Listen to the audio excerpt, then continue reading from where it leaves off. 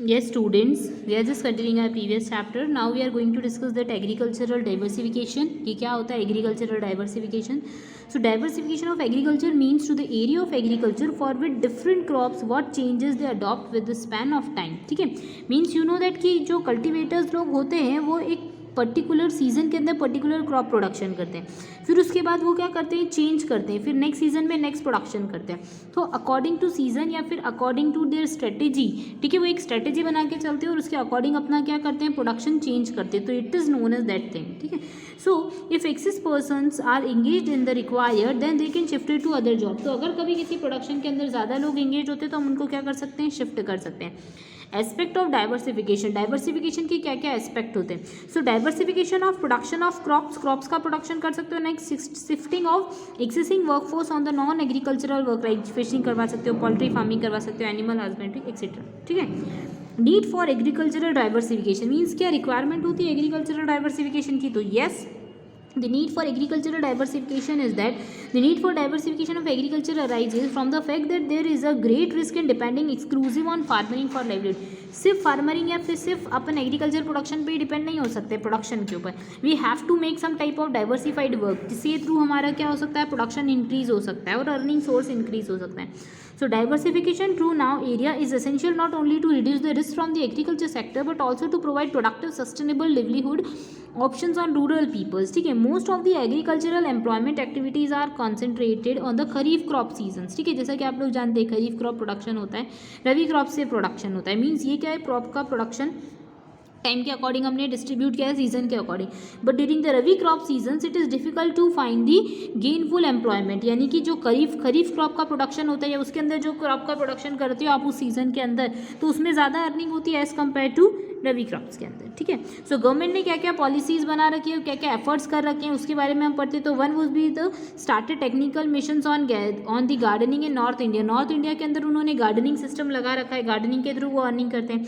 Adoption of the national agricultural insurance policies के through अगर आपका कोई प्रोडक्शन हो रहा है और अगर वो कभी कुछ ख़राब हो जाता है, कोई डैमेज हो जाता है क्रॉप के अंदर, तो आप उसका क्या कर सकते हो, अपनी गुड्स को इंश्योर्ड कर सकते हो somehow.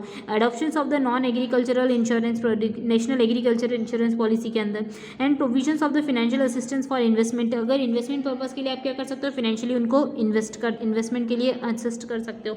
Next would be the creation of development fund. तो जो भी डेवलपमेंट फंड है उनको क्रिएट कर सकते हो. तो आगे अपन देख सकते हैं कि creation of development fund, insurance of seed crop, जो भी सीड क्रॉप्स है उनका इंश्योरेंस कर सकते हैं. सीड्स बैंकिंग प्लानिंग, ठीक है, तो ये क्या सीड्स बैंक प्लानिंग यानी सीड बैंक्स बना सकती है ऑर्गेनाइजेशन, जिसके अंदर वो बहुत सारे टाइप के सीड्स उनको प्रोवाइड कर सकते हैं जो फार्मर को रिक्वायरमेंट हो.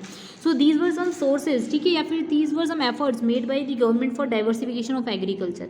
अब अपन देख सकते हैं कि ये जो पॉलिसीज है इसके अंदर क्या क्या चीज़ें कवर्ड होती है. तो animal husbandry and dairy farming, ठीक है, तो हम डेयरी प्रोडक्ट्स जो हैं उनके अंदर डील कर सकते हैं. So India has become the largest milk producer of the world. ठीक है, so white revolutions and Operation Flood programme was started in 1970 by the National Dairy Development Board. ये आपको पता होना चाहिए.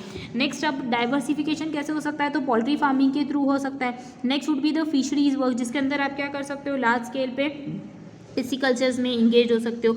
There would be the marine fish production, जैसे for sustainable level of marine fish productions marine fish policy 2004 has been introduce to taking into account the ecological and biological diversifications. ठीक है, next would be the oil seeds production. जो भी green revolutions in India was followed by the yellow revolution. आपको पता ही है कि green revolution और येलो रिवोल्यूशन आया था, and yellow revolution is related to the oils. ठीक है, या सीड ऑयल्स जो है उनसे रिलेटेड होता है. Next would be the horticulture productions. Horticulture क्या होता है, तो India is blessed with the varied agro climate. मतलब हमारा जो एग्रीकल्चरल क्लाइमेट है ना वो डाइवर्सिफाइड है या फिर बहुत वेरीड है, और उसका बेनिफिट हम ले सकते हैं. कैसे ले सकते हैं, तो हॉर्टिकल्चरल क्रॉप्स जैसे फ्रूट्स का, वेजिटेबल्स का है, रबर का है, ऑर्नामेंटल एरोमेटिक प्लांट्स जो हैं वो हम बना सकते हैं. तो ये मेडिसिनल प्लांट या स्पीसीज जो हैं वो सब कर सकते हैं क्रिएट. तो इसके थ्रू ये क्या है, हॉर्टिकल्चरल प्रोडक्शन की कैटेगरी के अंदर आते हैं. तो आप इसके थ्रू भी अपना वर्क क्या कर सकते हो, डाइवर्सिफाई कर सकते हो.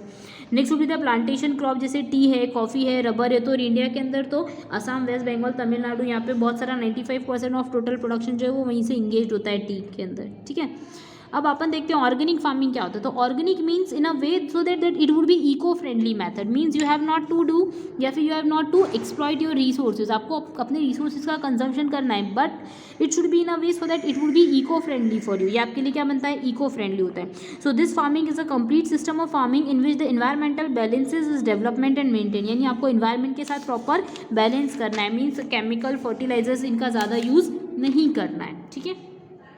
आगे हम इसके फीचर्स पढ़ते हैं कि ऑर्गेनिक फार्मिंग के क्या फीचर्स होते हैं। So very would be the sustainable farming system. Sustainable means that you are going to consume your today's resources but without compromising the generation needs, ठीक है। फ्यूचर जनरेशन की नीड्स को compromise नहीं करना है, हमको आज ही के अंदर सस्टेन करना है। It would be related with that. Next would be the no use of the synthetic and chemical inputs. तो जो भी हमने सिंथेटिक या केमिकल इनपुट्स है उनका यूज़ नहीं करना है, हमको इसको ऑर्गेनाइज्ड वे के अंदर यूज़ करना है। Next would be the importance to ecological principles, यानी कि आपको पता है कि गवर्नमेंट जो है वो अपने ऊपर वर्क कर रही है और इसके अंदर वो इन्वायरमेंट के अंदर बैलेंस बनाना चाहती है। सो for this there should be the organic farming giving the sole importance to preserve the ecological environment. The crops grown for the organic farming is the flawless in all aspects, as you can say that. So stress on oil health, stress on the soil health, तो soil की जो health है उसके ऊपर भी stress नहीं आएगा अगर आप ecological farming करेंगे तो, क्योंकि हम continuous soil का consumptions करते जा रहे हैं या फिर soil जो है उसको अपन यूज़ करते जाते हैं, तो उसकी fertility भी maintained रहनी चाहिए। There would be the no pollution, आपको पता है organic farming का benefit ये है कि कोई pollution नहीं होगा। Next would be the quality product, आपके पास जो भी प्रोडक्ट आएगा वो क्या आएगा, क्वालिटी प्रोडक्ट आएगा। होप यू गॉट इट, ये के फीचर्स हैं। आगे हम बात करते हैं ह्यूमन कैपिटल फॉर्मेशन के बारे में। सो ह्यूमन कैपिटल फॉर्मेशन जो वो कैसे रिलेटेड होता है, the goods and services are not produced of their own, there are certain things which contributes to production. मतलब गुड्स एंड सर्विसेज का हम जनरली प्रोडक्शन नहीं करते बट उनके लिए हमको काफ़ी चीज़ें इंगेज करनी पड़ती है। तो there would be 5 factor of production, ठीक है। 5 फैक्टर प्रोडक्शन में 1 would be land, next would be labour, एक लैंड होता है एक लेबर होता है, there would be capital, there would be enterprises and there would be organisation, ठीक है। तो all 5 are various sector which help you for production work. तो अब देखते हैं role of capital in economic development. तो क्या है, ह्यूमन कैपिटल का क्या रोल होता है इकोनॉमी के डेवलपमेंट में। So it we can say that it is active factor of production, means it helps for active participation, ठीक है। तो जैसा आप जानते हैं कि लेबर का क्या होता है, एक्टिव पार्टिसिपेशन होता है, तो it creates active factor of production. Next would be the growth government and growth consuming factor. It is growth factors, means it creates growth in economic development of a nation. Next would be the coordinating factor, तो it always coordinate, means there should be the proper coordination between your land, your labor, your capital, your enterprise and your organization. Next would be the actuator of the investment and capital formation. It helps in capital formation of an economy.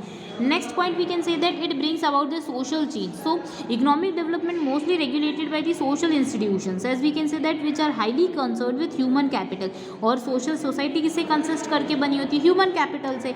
So it creates social changes.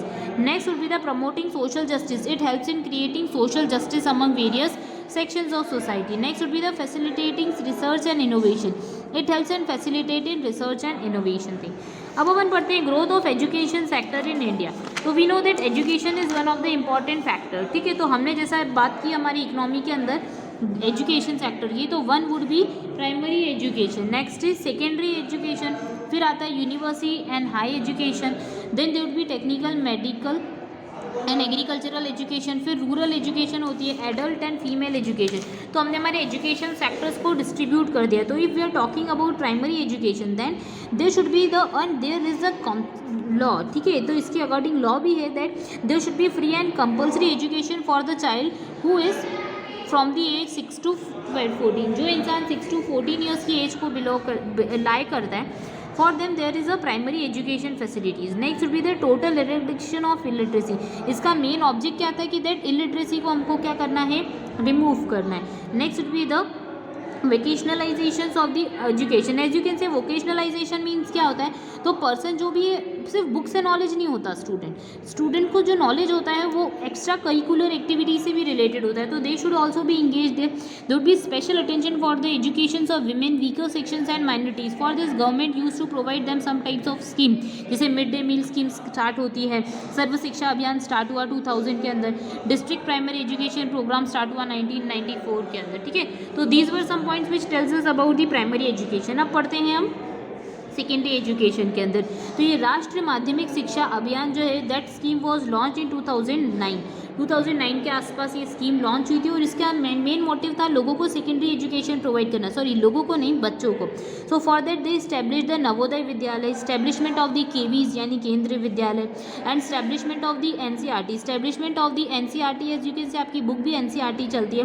तो national council education research and training 1961 which is an academic adviser, ये adviser होता है which provides you that what programmes और policies you should implement। Next will be the vocationalization of secondary education, means you have to do your work in a way so that there should be vocational training, just like trade के बारे में, commerce के बारे में, engineering, technologies, health के बारे में हमको नॉलेज मिल सके। थर्ड हम बात कर सकते हैं कि हमने हमारे एजुकेशन को एक्सप्लोर किया यूनिवर्सिटी के थ्रू और हायर एजुकेशन के थ्रू।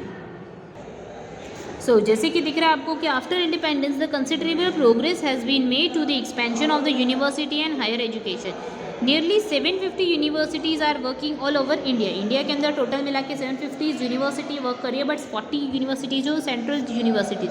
तो यूनिवर्सिटी के लिए यूजीसी इस्टेब्लिश होता है, मीन्स यूनिवर्सिटी ग्रांट कमीशन, जो इस्टेब्लिश हुआ था 1956 में, to control and guide the higher education in our sector. ठीक है, इकोनॉमिकली हम इससे स्ट्रांग होंगे, प्लस हमारी इकोनॉमी में इलिटरेसी जो है वो रिमूव होगी।